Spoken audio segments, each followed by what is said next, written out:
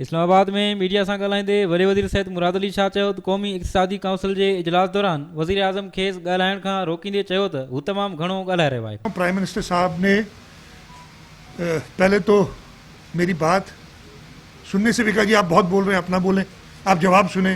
मैंने कहा मुझे ख़त्म तो करने दें, नहीं पहले आप जवाब सुने। खैर वो बात सारी जो हुई ऑल्टरकेशन जो हुई एक तरफ।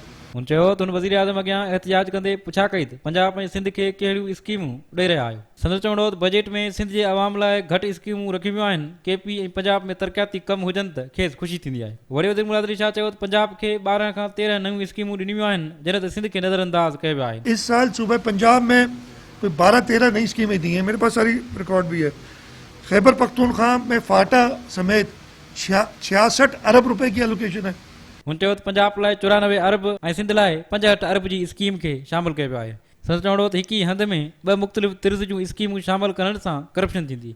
उसमें बताया कि सूबा पंजाब में उन 4 सेक्टर्स में 94 अरब की स्कीम्स थी और सिंध की 65 अरब की स्कीम्स थी, तो वो 60 और उसके अलावा हमारी स्कीम्स है ही नहीं। वॾे वज़ीर मुराद अली शाह चयो त हिकु साल में हिक ई NCC जी गॾिजाणी थी, जॾहिं त वज़ीर आज़म 4 गॾिजाणियूं घुराइण जो वाइदो कयो। हुन चयो त 9.7 अरब रुपयनि जी स्कीमनि ते रुगो 500 मिलियन ख़र्च कया विया आहिनि। संदसि चवणो त सुप्रीम कोर्ट जी वाज़ह हिदायत आहे त MNA या MPA जे चवण ते स्कीमनि खे शामिल न कयो वञे, पर हुकूमत संदनि चवण ते स्कीमूं शामिल कयूं आहिनि। वॾे वज़ीर मुराद अली शाह चयो त कराची में बहरिया टाउन ॿाहिरां मुज़ाहिरीन जा फुटेजिस मौजूदु आहिनि। एहतिजाज करणु सभिनी जो हक़ आहे। हुन चयो त गवर्नर राज ऐं अलॻि सूबे जो ख़्वाबु कॾहिं पूरो न थींदो। संदसि चवणो त 1999 ईस्वी खां हिन वक़्त ताईं सिंध खे 27 मिलियन एकड़ फुट पाणी घटि फराहम कयो वियो, जंहिं सबबु सूबे खे 27 अरब डॉलर जो नुक़सानु थियो।